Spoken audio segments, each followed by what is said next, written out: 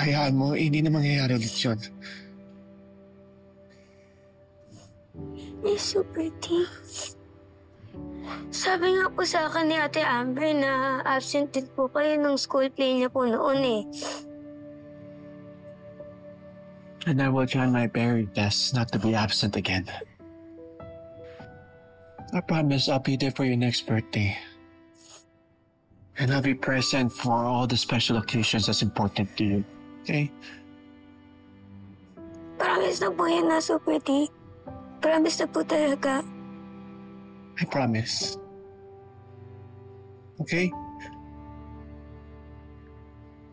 Anak, I don't like seeing you cry. Pinakamasakit sa akin yung nakikita ka nasasaktan. Ate Amber mo. Kayo ang pinaka-importanting tao sa buong buhay ko. And I promise I will be there.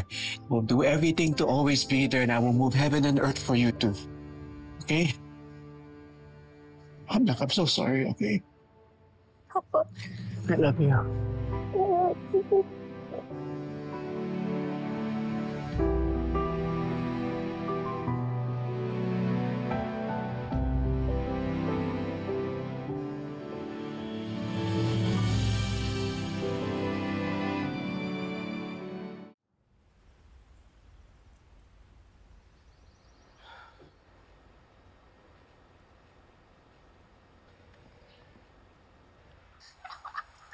Where's the other toy, huh? Okay na naman pala kila Carol ang gagong Wilfred niyan.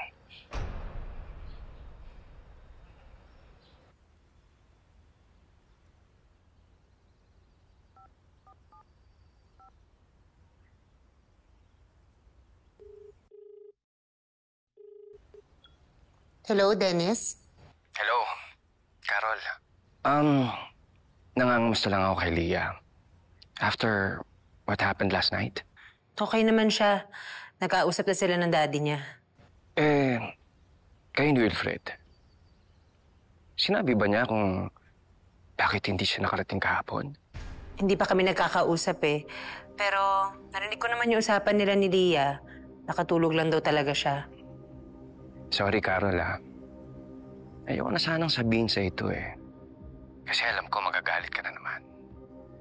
Pero naisip ko, you have every right to know.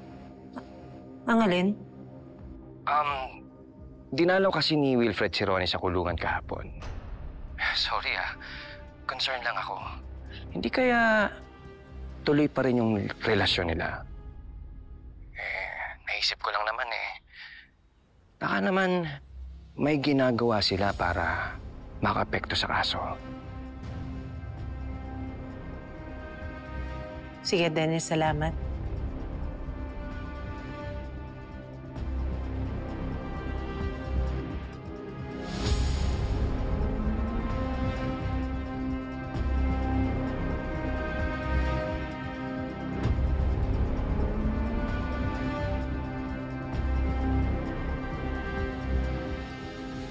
Where should she go? This one? Go to sleep? Yeah. Yeah, to sleep. Nak. Nanay! Come join us po! Nak, mamaya na lang ha. Pag-usap lang kami ng Super D mo. Okay po. See you later, Super D.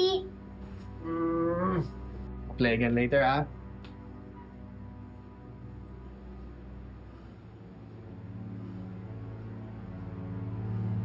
Wilfred, totoo bang pinuntahan mo si Ronnie kahapon? Paano mo nalaman? Sa totoo nga. Kaya ka pala wala sa birthday na anak mo dahil pinuntahan mo yung kabit mo. Basta inuna mo pa yung kabit mo kaysa kay Leah. Kanya ka na ba kalala, Wilfred? Mas matimbang pa si Ronnie kaysa kay Leah? No! Hindi ko inuuna si Ronnie kaysa sa anak natin. At ilang beses ko ba kailangan sabihin sa'yo, hindi ko siya kabit. So ano yun? Pinuntahan mo for old time's sake? On the day na alam mong iniintay ka ng anak mo? Look, Carol. Pumunta ako sa kanya to tell her to stop badgering me. Parang hindi mo kilala yung babaeng yun. Hanggang ngayon, pinipilit ang sarili sa akin. Gusto mo naman. Kaya nakalimutan mo na may anak ka nagbo-birthday at naghihintay sa'yo. Kaya nga ako umuwi to change and to get the cake. Hindi mo nang tagal kalaro niya eh. After that, honestly, I don't know what happened. Para akong nagpasa na nakatulog na parang ewan. Pagising ko, umaga na. Napakagandang excuse, Wilfred. Alam mo, kung magpapalusot ka na lang din, mag-iimbento ka, galingan mo na. Hindi nga ako nag-iimbento eh. Kahit tanungin mo pa si Jeneline o si attorney. I should ask her what happened to me. Oh, Wilfred, tama na. Tama na yung pagpapalusot mo. Kung kay Leah uubra yan, sa akin hindi. Hindi nga ako nagpapalusot eh. Si Leah na lang yung nag-iisang naniniwala sa akin. Hindi ako magsisinungaling sa kanya. Ayun na nga eh. Si Leah na lang ang nagtitiwala sa'yo, binaliwala mo pa. Akala ko mababawi ka. That's why I'm here. To apologize to her.